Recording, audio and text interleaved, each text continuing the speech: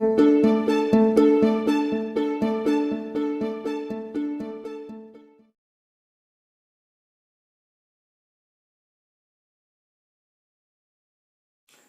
વિદ્યાર્થી મિત્રો, હું કૃપા સર આજે આપની સામે લેપિંગ રીડ 6 સાથે હાજર થયો છું. And the title of that read is I miss you mother. મમ્મી, તમે મને ખૂબ જ યાદ આવો છો. What does this title suggest? What could be the content of this read? Yes, you are right. શું તમે કઈ રીતના સાચા છો? ટાઇટલ જોયું શું કીધું છે? આઈ મિસ યુ મધર. મમ્મી, તમે મને ખૂબ યાદ આવો છો. એનો મતલબ છે કે આ જે ટાઇટલ છે એ ખૂબ જ કરુણાત્મક ટાઇટલ આપેલું છે. એનો મતલબ છે કે આ જે કન્ટેન્ટ, આ જે લેસનનું રીડનું જે કન્ટેન્ટ આવવાનું છે આપણી સામે, that is also very emotional. Emotion, it's a part of life. લાગણી એ આપણા જીવનનો, કોઈ પણના જીવનનો એક આમ કહેવાય ને કે ઇમ્પોર્ટન્ટ પાર્ટ છે, સૌથી મહત્વનો ભાગ છે. કોઈ પણ વ્યક્તિ, દરેક વ્યક્તિ કે જેને પોતાની માને છે એ દરેક વ્યક્તિ સાથે એની સાથે લાગણીથી જોડાયેલો હોય છે.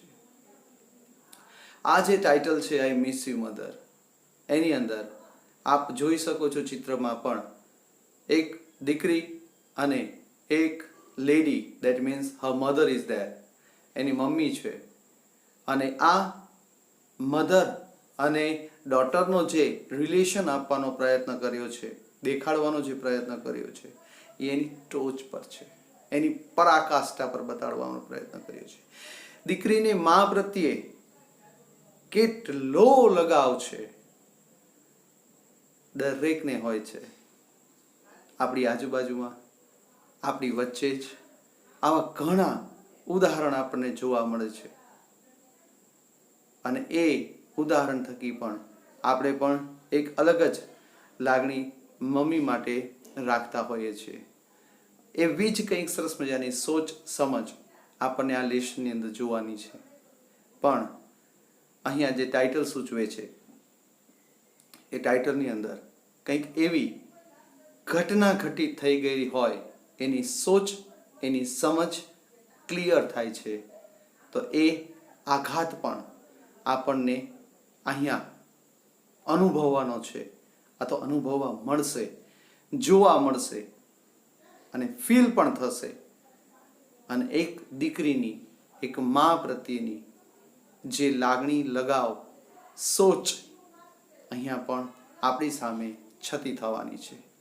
બીજી વધારે વાત ન કરતા, let's start reading and try to fill the things that is given here in this lesson.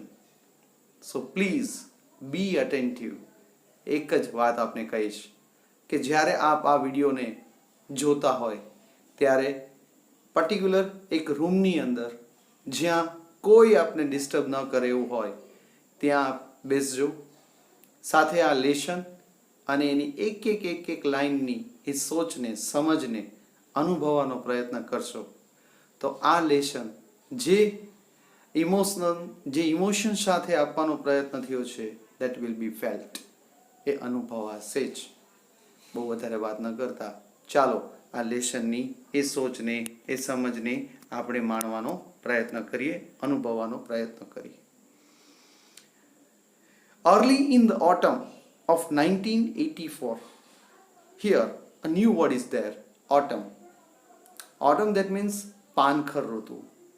એ પાનખર ઋતુ પણ શેની? 1984, પર્ટિક્યુલર યર યાદ રાખજો. એ 1984ની શરૂઆત, પણ એ પણ પાછી કઈ? પાનખર ઋતુની શરૂઆતનો સમયનો ઉલ્લેખ કર્યો છે. My mother began writing the story of her life. અહીંયા દીકરી કે છે, એટલે કે writer of this read particular કહી શકાય. તો એ આ જે પિક્ચર્સમાં દેખાય છે મધર અને ડોટર, એમાં આ ડોટર છે. એ પોતાના શબ્દોમાં કહે છે, my mother began writing the story of a life. મારી મમ્મીએ એના જીવનની એક જે જીવન યાત્રા એમને પસાર કરી છે એ જીવન યાત્રાને પોતાના શબ્દોની અંદર પોતાને એક બુકની અંદર લખવાનો વિચાર એણે શરૂ કર્યો અને એને એ શરૂઆત કરતાની સાથે જ એક રાઇટિંગ પોર્શન, જેમ એક ફિલ્મ આવી ગયું હતું બાગબાન, જે દરેક ઘરની પણ કહાની હોઈ શકે, બરાબર છે, એવી જ સોચ સમજ અહીંયા હતી કે એ ઓટમની શરૂઆતની અંદર 1984માં મમ્મીએ પોતાના જિંદગીની આ જીવન યાત્રા જે એમને પૂરી કરેલી હતી એને પોતાના શબ્દોમાં ઢાળવાનો પ્રયત્ન કરે છે. What happen next? C, she was an energetic woman in her 70s. What does this line suggest? She was an energetic, કાઉન્સમાં આપ્યું છે ઉર્જાયુક્ત. આજે તમે કે હું જેટલા ઉર્જાયુક્ત છીએ આ એજ પર, અહીંયા જે આપેલો એક વર્ડ છે 70s, 70નો દાયકો, બરાબર છે. એટલે 70નો દાયકો એટલે શું છે? 69 વર્ષ પસાર થઈ ગયા છે અને 70મું વર્ષ 70 થી 80ની એ બાબતનો ઉલ્લેખ કર્યો છે. તો અહીંયા એ 70s, એ 70નો દાયકાની એ સોચ કદાચ આપણે પહોંચશું કે નહીં, દેટ્સ અ ક્વેશ્ચન નાઉ-અ-ડેઝ. અત્યારની આ હાલતને જોતા આ સોચ આપણને પ્રશ્નાર્થ સમક્ષ લાગે છે કે ખરેખર શું આપણે એ પણ એજ પર આપણે પહોંચી શકશું કેમ? અને એ એજ પર ધારો કે પહોંચ્યા તો અહીંયા જે સેન્ટેન્સ આપ્યું છે એનર્જેટિક વર્ડ યુઝ કર્યો છે, શું એ પ્રકારની અત્યારની જે પ્રકારની એનર્જી આપણામાં જોવા મળે છે, શું એ પ્રકારનું એનર્જી આપણને એ વખતે પણ ફીલ થતું હશે કે કેમ? That's a question for us. Fine. Answer that time will suggest. Okay, તો એ સમય જ બતાડશે. તો અહીંયા કહે છે કે મમ્મી પોતાના આ 70ના દાયકાની અંદર, ટૂંકમાં મમ્મીની પણ જે 70નો વર્ષનો જે દાયકો એ પોતે જીવી રહ્યા હતા એમાં પણ એકદમ ઉર્જાયુક્ત હતી. એને જોતાની સાથે એકદમ એનર્જી આપણને પણ ફીલ થાય એવી એ વ્યક્તિત્વ એમનું હતું. It was her desire to put down her thoughts and memories in her my book.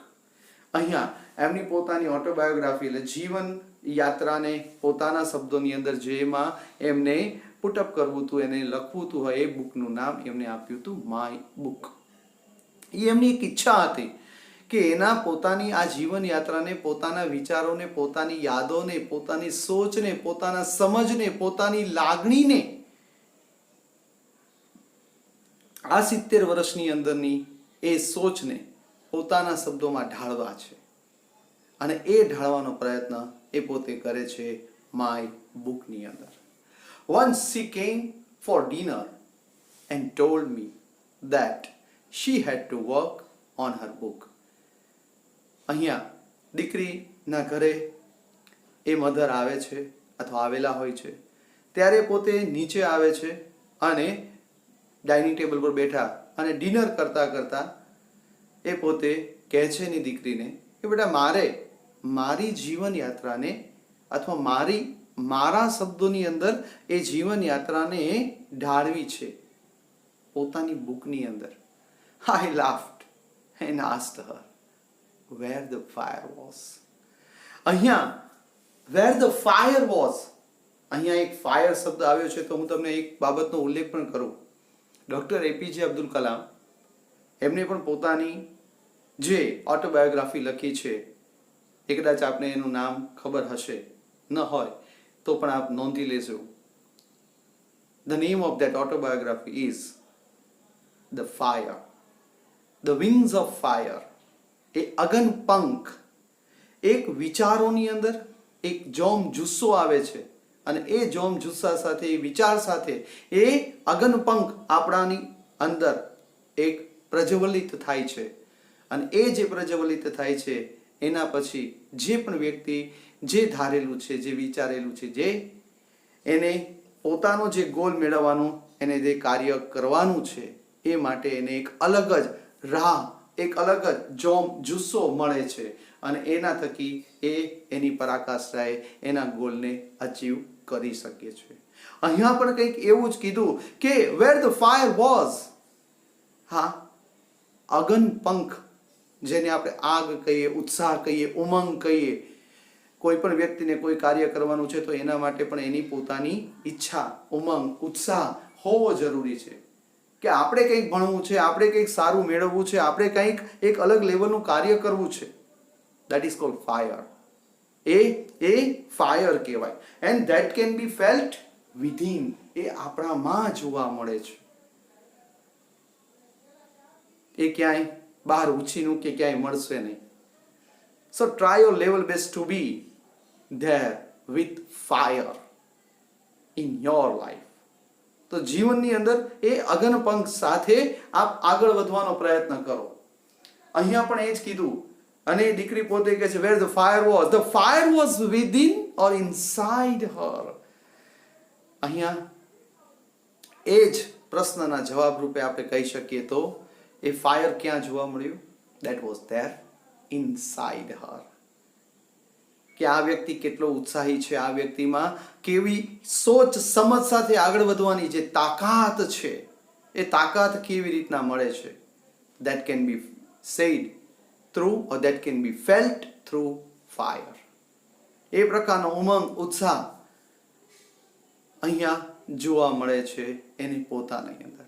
She finished her book in early December. અને એમને પોતે 1984ની એ ઓટમની અંદર એમને પોતાની બુકની લખવાની શરૂઆત કરી. એન્ડ હિયર તમને આપણને જોવા મળ્યું કે ડિસેમ્બરની ઓલમોસ્ટ શરૂઆતમાં જ એમને પોતાની બુક પૂરી કરી નાખી. દેટ મીન્સ પોતાના જે આ 70 વર્ષના જે અનુભવ છે, એની જે યાદો છે, એની જે સોચ છે, એની જે સમજ છે, એને જે લોકો સાથે જે પણ પોતાની જે પણ એક્સપિરિયન્સ હતા, એ દરેક એક્સપિરિયન્સની એની યાદોને પોતાના શબ્દોની અંદર માય બુકની અંદર ઢાળી દીધા. What happen next? C, 3 days after Christmas, her cancer was discovered.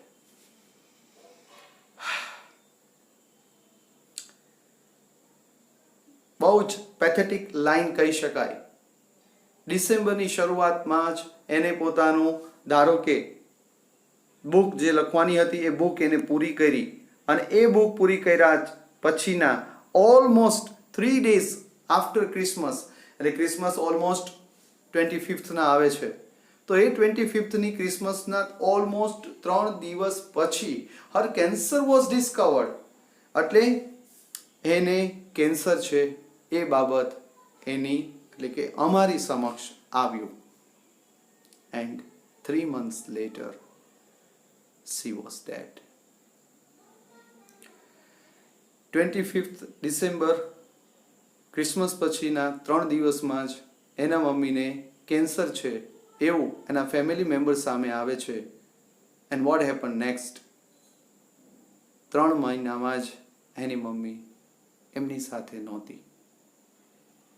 હવે સ્ટોરીની સાચી શરૂઆત થાય છે. કેમ? શું છે? હવે જે પાર્ટ આપણને જોવા મળવા જઈ રહ્યો છે, the very first line from my mother's book, એનો મતલબ છે કે આ દીકરી ના હાથમાં આજે મમ્મીની એ જીવન યાત્રાની એ સોચ સમજ આજે આપણી સમક્ષ રાખેલી છે. એણે અહીંયા જે યલો પાર્ટ દેખાડેલો છે એ પાર્ટ એની મમ્મીના એ બુકમાંથી કોટ કરેલો છે. અહીંયા એને લખેલું છે, નોંધેલો છે. જો તો ખરી યાર, એ કેવા શબ્દોની અંદર નોંધાયેલું છે. અને ખરેખર આ દીકરીની પોતાની જે ઈચ્છા હતી કે મમ્મી ક્યાંય નથી, એની સાથે જ છે. That's true. એ સત્ય નીવડે છે. કઈ રીતના? ચાલો જોઈએ. From my mother's book. હવે આ છોકરી જે છે એ પોતે એની મમ્મીની જે માય બુક લખાયેલી ડાયરી હતી, ઓટોબાયોગ્રાફી કે જે કહી શકો તે, એના હાથમાં આવે છે. ક્યાં અને કેવી રીતના એ હમણાં જ આવશે આપણી સામે. પણ એ મમ્મીની એ બુકને વાંચતા એને આ લાઈન, એની આ સમજ અહીંયા એને જોવા મળેલી અને એ વસ્તુ અહીંયા એને કોટ કરેલી છે.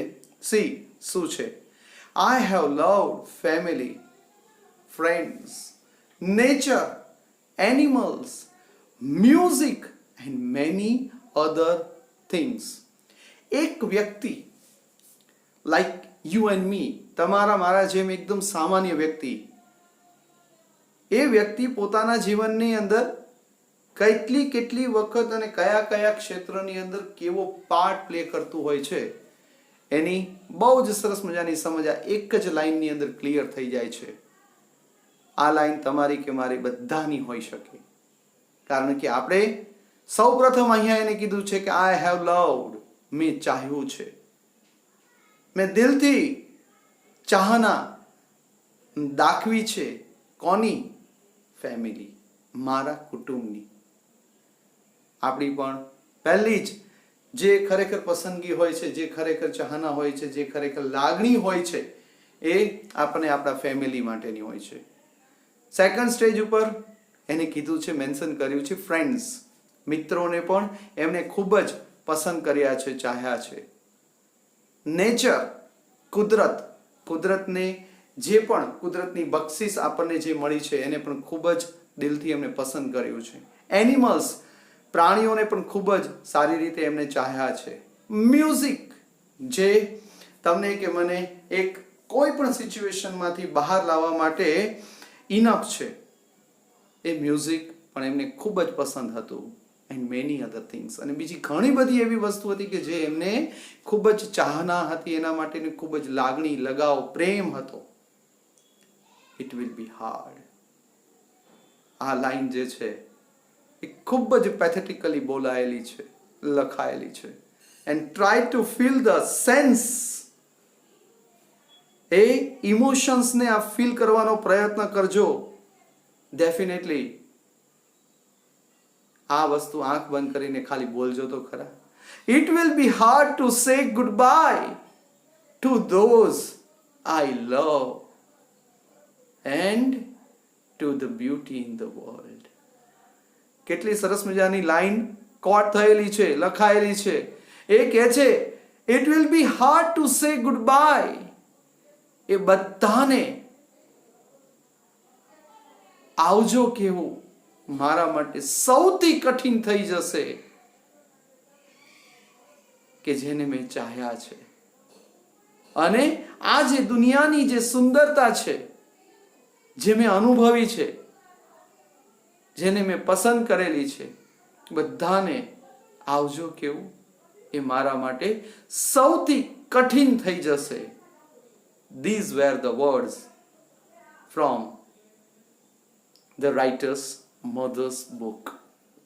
આ શબ્દો હતા એ લેખિકાના મમ્મીની એ બુકમાં કે જે એમને પોતે લખેલા. ખરેખર સત્ય છે. દરેક વ્યક્તિ કે જેને પણ ચાહે છે, પછી એ પોતાના ફેમિલી મેમ્બર્સ હોય, ફ્રેન્ડ્સ હોય, જે પણ એને પસંદ છે, જે વ્યક્તિ હોય, જે વસ્તુ હોય, પછી આ નેચર, એનિમલ્સ, મ્યુઝિક અને બીજી ઘણી બધી એવી બાબતો કે જે એના તરફથી એ પોતે મોઢું ફેરવી શકતો નથી, એ બધાને હવે એને છોડીને જવાનું છે, જવું પડશે. It was hard to say goodbye. એ ખરેખર ખૂબ જ અઘરી ક્ષણ હોય છે, અને એ ક્ષણ અહીંયા એની મમ્મીએ પોતે અનુભવી છે. એ જ વસ્તુ અહીંયા લખી છે. What happened next? See, I read these words for the first time when I was surrounded by packing boxes in my mother's apartment a month after her death. આ જે શબ્દો છે એ શબ્દો તો એની મમ્મીની બુકમાં હતા, અને આ શબ્દો જે છે એ ક્યારે એને વાંચવા મળ્યા તો એ પોતે કહે છે કે એના મમ્મીના ડેથના 1 મહિના પછી, ઓલમોસ્ટ 1 મહિના પછી, એના એપાર્ટમેન્ટની અંદર જ્યાં મમ્મી રહેતા હતા ત્યાં એની પોતાની બધી વસ્તુઓ એ પોતે પેકિંગ કરતા હતા. દીકરી એટલે કે આ રાઇટર, એ દરમિયાન આ બુક એના હાથમાં આવી જાય છે, ને એ વખતે જે એમને રીડ કરતી વખતે અથવા તો એ બુકને વાંચતી વખતે જે વસ્તુ એને ખરેખર એના હૃદયને ટચ કરી ગઈ, એ લાઈન અહીંયા આપણી સામે આપણને આપણી સાથે એને શેર કરી છે. I try to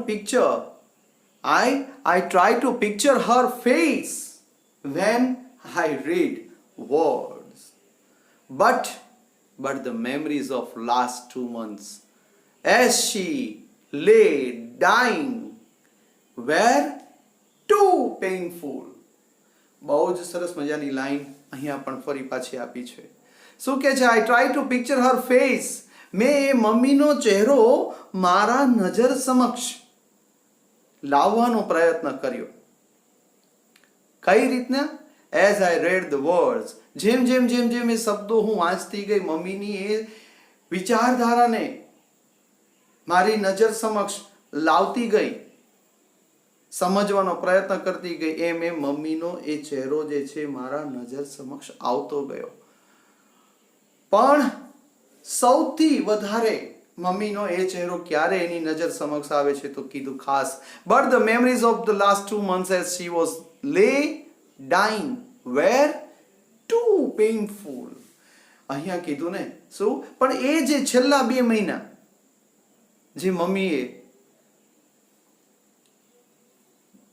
વિતાવેલા, અને એ મમ્મીના વિતાવેલા એ શબ્દોની એ સોચને વિચારતાની સાથે લેખિકા પોતે પણ ખૂબ જ દુઃખી થઈ જાય છે. વેર ટુ પેઇનફુલ. અને એ શબ્દોને એ મેમરીઝને યાદ કરતાની સાથે લેખિકાને પાસે કોઈ શબ્દો નથી રહેતા. ખરેખર બસ એ દરેકે દરેક પળ જે દીકરીએ મમ્મી સાથે વિતાવેલી એ એને યાદ આવે છે. મમ્મી સાથેની એ વિતાવેલી એક ક્ષણ એને ખૂબ જ પેઇનફુલ ફીલ કરાવે છે.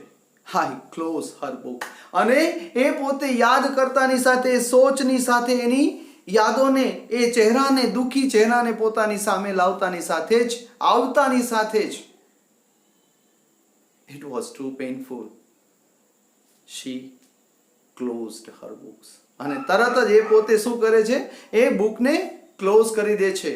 because it's too hard for anyone. દરેક વ્યક્તિ, કોઈ પણ વ્યક્તિ માટે પણ આ ખૂબ જ દુઃખદાયક હોય છે આ બધી બાબતોને, પોતાની યાદોને, પોતાની એ લાગણીમય બાબતોને ફીલ કરવી અને એને બેર કરવી.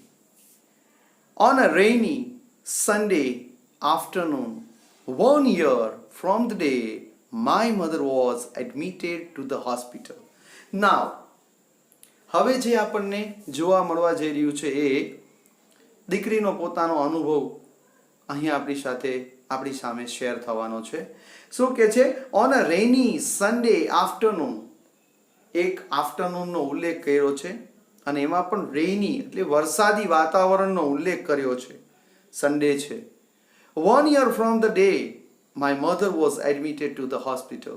અને આ જે સમય છે એ કયો છે કે 1 વર્ષ પછીનો, એના મમ્મીને જે હોસ્પિટલમાં એડમિટ કર્યા હતા એના 1 વર્ષ પછીનો છે. I suddenly knew the time had come.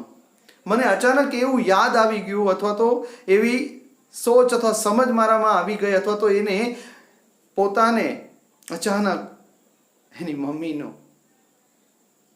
એ સોચને યાદ કરવાની એક સમજ એના મનના વિચારોની અંદર સ્ફૂરી ગઈ. અને એના પરિણામે I suddenly knew the time had come to remember and honor her life and her death. કોઈનું ઘર એવું નથી કે જ્યાં કોઈનું મૃત્યુ ન થયું હોય. દરેક વ્યક્તિ રિટર્ન ટિકિટ લઈને જ આવ્યું છે. વહેલી કે મોડી જવાનું તો છે જ. પણ અહીંયા આ જે લેખિકા છે એ 1 વર્ષ પછીનો એ જે સમયનો ઉલ્લેખ કરે છે અને અચાનક એને મમ્મીની ખૂબ યાદ આવી જાય છે, તો એ મમ્મીને યાદોને ફરી પાછી ઢંઢોરવાનું, એ વિચારોને ફરી પાછા, મમ્મીના એ ચહેરાને ફરી પાછો યાદ કરવાનો એ સમય પાકી ગયો હોય એવી દીકરીને ઈચ્છા થાય છે. અને એ પછી શું અનુભવ થાય છે? Let's see.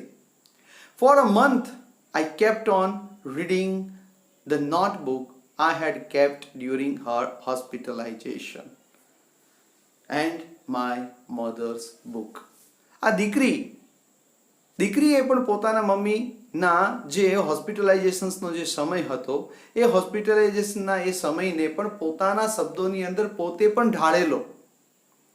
એ નોટબુકને પણ 1 મહિના સુધી ધીરે ધીરે યાદ કરતા કરતા દરેક ક્ષણને પોતે સમજતા એ પોતે વાંચે છે અને સાથે સાથે મમ્મીની પણ એ બુકને પણ એ પોતે વાંચે છે.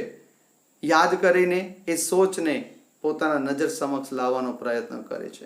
When I finished reading, જોજો આ દીકરીની પોતાની ફિલિંગ્સ, જ્યારે મેં આ બુક પૂરી કરી, I realized that, અને આ દીકરીને શું અનુભવાય છે તો જુઓ, અને મને શું અનુભવવાનું, that કે my mother was no longer lost to me. મારી મમ્મી મારાથી દૂર ગઈ જ નથી.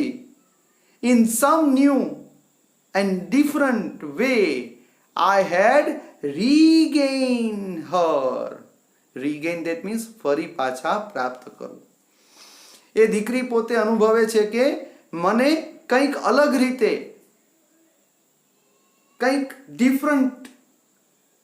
ડિફરન્ટલી એ વ્યક્તિ પોતાની મમ્મીને પાછા મેળવેલા છે એવી એની અનુભૂતિ થાય છે, એવી એને ફિલિંગ્સ થાય છે. શું થાય છે, કઈ રીતે થાય છે, અનુભવો તો ખરા સાહેબ.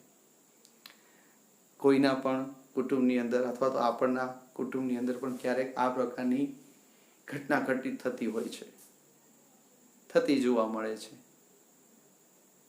It's not in our hand, it's not under our command. એ આપણા કમાન્ડ નીચેની પણ કોઈ વાત નથી, એ આપણે હાથની પણ વાત નથી કે આપણે આપણા સ્વજનોને કે કોઈના પણ સ્વજનોને જતા રોકી શકે. એવી કોઈ પણ ઘટના આજ દિન સુધી બની નથી, અહીંયા પણ નથી જ બની શકી. પણ એની એ યાદોને, એની એ વિચારોને આટલા વર્ષ પછી પણ એ દીકરી પોતે ફરી પાછી પોતાના નજર સમક્ષ લાવે છે અને કઈ રીતના એ દરેકે દરેક સોચને એ યાદ કરે છે, એ નોંધને, એ શબ્દો થકી એની મમ્મીની દરેક યાદને પોતે ફરી પાછી જીવે છે. અને કઈ રીતના અહીંયા જે લખેલું છે તે રીતના કે મમ્મી મારાથી દૂર થઈ જ નથી, મમ્મી આજે પણ મારી સાથે છે, કંઈક અલગ રીતે, કંઈક અલગ સોચથી, સમજથી. કઈ રીતના, ચાલો જોઈએ.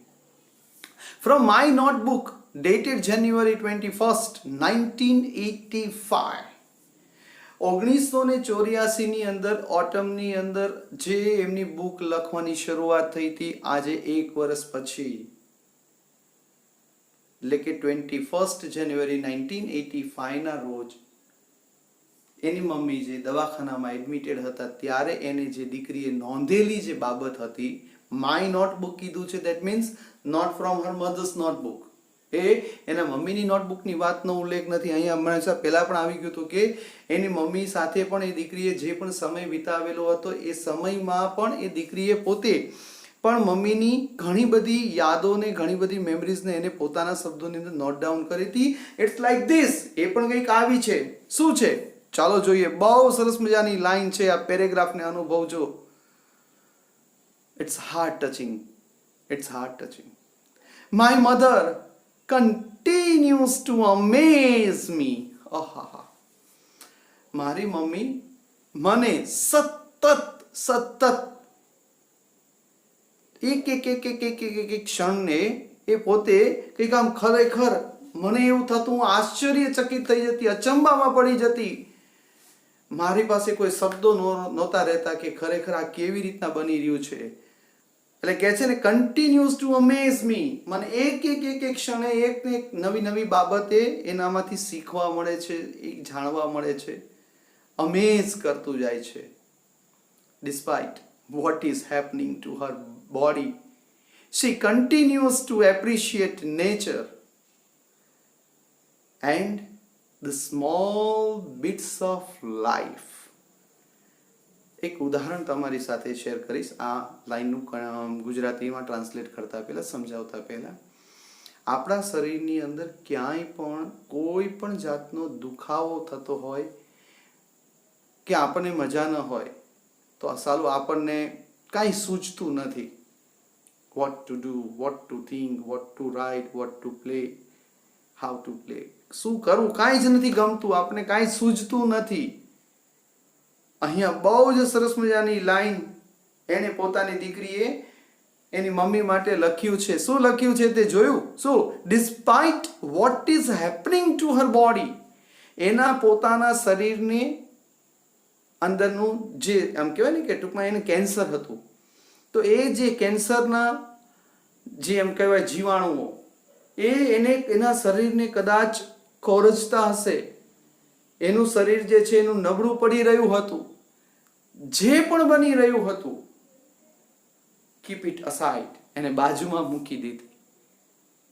એની સામે જોતા પણ નહીં એવું આપણને ફીલ થાય છે. She continuous to appreciate nature. એ પોતે નેચરને પણ ખૂબ પસંદ કરે છે, એટલે નેચરને પણ એ પોતે ખૂબ જ દિલથી એને એપ્રિશિએટ, એને બિરદાવતા, દિવસની એ ક્ષણોને એને પણ પોતે ખૂબ જ સારી રીતના જીવતા, માણતા અને સમજાવતા. And the small bits of life, bits,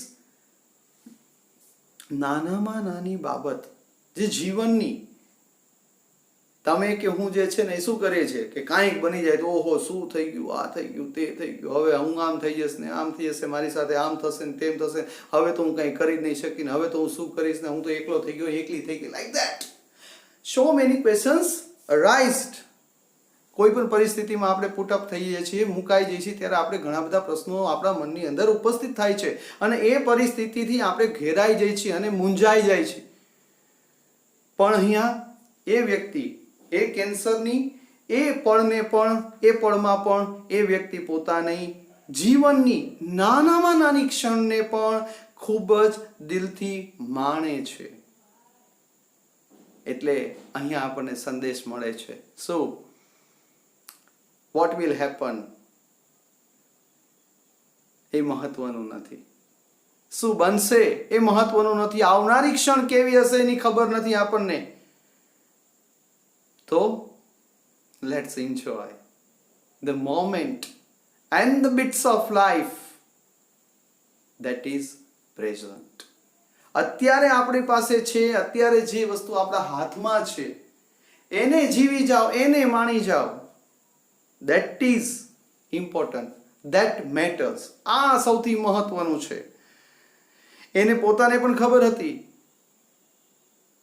કે she has been suffering from cancer, અને કદાચ કયા સમયે શું થશે એ કોઈને ખબર નહોતી, એ વસ્તુથી એ પણ અજાણ નહોતી, પણ છતાં પણ આ પ્રકારની ગંભીર ખરાબમાં ખરાબ કન્ડિશનની અંદર પણ એ વ્યક્તિ પોતે જીવનની દરેકે દરેક ક્ષણને પોતે ખૂબ જ દિલથી માણે છે. her room number 235 has a large window. એ જે રૂમના એટલે કે હોસ્પિટલમાં એમને જે એડમિટ કર્યા હતા એ રૂમ નંબર હતો 235, 235મો નંબરનો રૂમ એમને અલોટ કરેલો. એ રૂમની અંદર ખૂબ જ મોટી બારી હતી. she enjoyed watching birds busily flying outside. તે પોતે હંમેશા બિઝી રહેતા. શેમાં? તો કે બહારની સાઈડ એ જે બર્ડ ફ્લાઇંગ કરતા એને હંમેશા જોતા રહેતા. because of her attachment with the nature and the animal. અને આ જે વસ્તુ હતી એ વસ્તુ હતી એનું પોતાનું અટેચમેન્ટ, એની પોતાનું અટેચમેન્ટ કુદરત સાથેની. એ અટેચમેન્ટના લીધે પોતે હંમેશા બહાર જોયા કરતા અને એને માણતા. her pain is awesome. one of the hard, મારી પાસે કોઈ શબ્દો નથી આ જે લાઈનને સમજાવવું, કોઈના પાસે સમજાવવા માટે કોઈ શબ્દો જ ન હોય. her pain is awesome, severe. એને એટલે કે મમ્મીને જે શરીરની અંદરનું જે પેઇન હતું એ ખરેખર ઓસમ એટલે એની પરાકાષ્ઠાએ હતું. That means it was not possible for her to see and the feel. એ દીકરી માટે પણ કદાચ એના માટે પણ અસહ્ય હતું, એટલા માટે એને લખ્યું છે કે હર પેઇન ઇઝ ઓસમ સિવિયર. એને જે શરીરમાં જે દુઃખ દર્દ આમ કે ને દુખાવો થતો હતો, ઇટ વોઝ ઓસમ. એ એની પરાકાષ્ઠાએ હતું. She can no longer sit up even.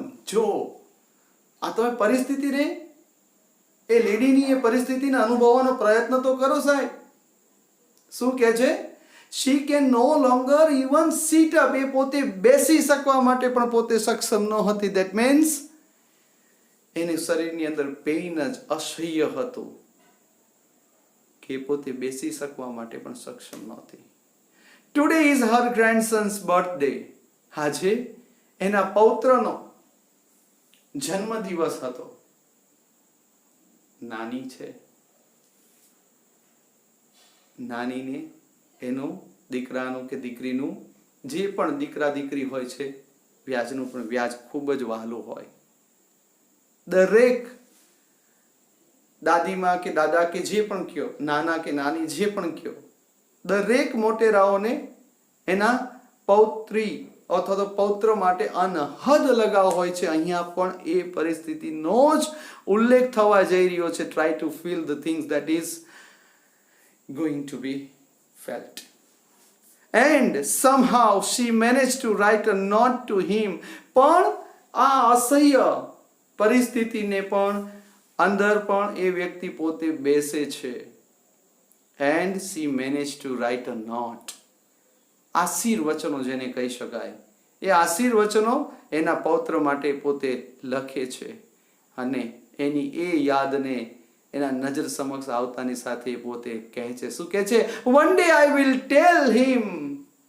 હું એને ચોક્કસ કહીશ, દીકરા, કે આ જે શબ્દો તારી નાનીના છે, મારી મમ્મીના છે, એ શબ્દો લખતી વખતે, એ શબ્દોને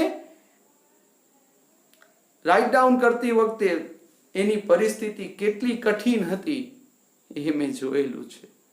One day I will tell him the unimaginable amount of effort his grandmother put into writing this note. મારે ચોક્કસ એને કહેવું છે, અથવા હું ચોક્કસ એને હું કહીશ કે દીકરા, તારા ગ્રાન્ડમધરે તારા આ બર્થડેને ઉજવવા માટે તો કદાચ એ પોતે તારી સમક્ષ આવી શકે તેમ નહોતી, પણ આશીર્વચનોને પુટઅપ કરવા માટે, રાઇટ ડાઉન કરવા માટે, લખવા માટે થઈને કેટલી એને ખરેખર તકલીફ પડેલી. અહીંયા શબ્દ વાપરેલો છે અનઇમેજિનેબલ, અકલ્પનીય. આ પરિસ્થિતિને વર્ણવવા માટે કોઈની પાસે કોઈ શબ્દ ન હોઈ શકે. That is abstract noun. The feel that can be felt only. આ પરિસ્થિતિ પણ શું છે? માત્ર ને માત્ર એક અનુભવી શકાય જ. That cannot be expressed through words. એટલે દીકરી પણ કહે છે ને કે હું મારા દીકરાને હું ચોક્કસ કહીશ કે ખરેખર તારી નાનીએ આ તને આશીર્વચનો આપવા માટે કેટલી જહેમત ઉઠાવેલી. One warm day is February. ફેબ્રુઆરીનો એક ચમકતો દિવસ હતો, જે ઉનાળાનો દિવસ હોય એવી રીતના. warm day. I opened the window in her room. મેં 235 નંબરનો જે આ રૂમમાં મમ્મી હતા તે વખતેનો એ રૂમનો જે દરવાજો હતો, I opened the window of her room. Okay, તો મેં મમ્મીના એ રૂમની અંદરનું જે પણ વિન્ડો બારી હતી એનો દરવાજો ખોલ્યો. The soft scented air spilling. અને બહારની એકદમ નજાકતવાળી, એકદમ સેન્ટેડ એર, સુગંધી, કેમ આમ કુદરતની કેમ સુગંધ જે છે આપણને ફીલ થતી હોય છે, એવી સરસ મજાની લહેરકી જે છે એ અંદર રૂમની અંદર આવી ગઈ. My mother opened her eyes and asked. મમ્મીએ આંખ ખોલી અને પૂછ્યું. શું કીધું? Is the grass beginning to grow? બેટા જો તો ખરી, ઘાસ સરસ મજાનું ખીલ્યું હોય, ઉગ્યું હોય એવું લાગે છે. કારણ કે એ અર્લી મોર્નિંગ્સનો સમય તમે કે હું જે છે એ ઘાસ પર ચાલતા હોઈએ અને એ ઘાસ પર ચાલતાની સાથે જ આપણને એની એ સ્મેલ અને આપણને એ જે કહેવાય ને કે સરસ મજાનો સવારનો જે ઓક્સિજન છે એ આપણને મળતો હોય છે. ખુલ્લા પગે ચાલવાની એ જે લહેજત છે એ આપણે હંમેશા ઘણી વખત માણેલી છે. તો અહીંયા પણ મમ્મીનો એ જ પ્રશ્ન હતો કે જો તો ખરી દીકરા, બહારની બાજુ જે છે એ ઘાસ ઉગ્યું હોય એવું લાગે છે. I closed my eyes and stream of memory ran across. દીકરી કહે છે કે મેં મારી આંખો બંધ કરી દીધી અને જેવી બંધ કરી દીધી તો મમ્મીની અને મમ્મી સાથે વિતાવેલી એવી ઘણી યાદોનો જાણે કે સ્ટ્રીમ એટલે કે ઝરણું મારી નજર સમક્ષ વહેવા લાગ્યું. અને આ ઝરણાની અંદરની એ સોચ સમજને એ દીકરીએ કેવી રીતના વર્ણવી છે એની પણ સોચ આપણે મેળવવાની છે.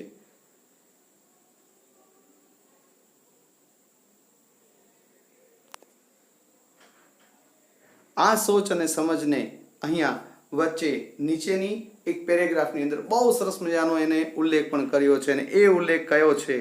Let's see.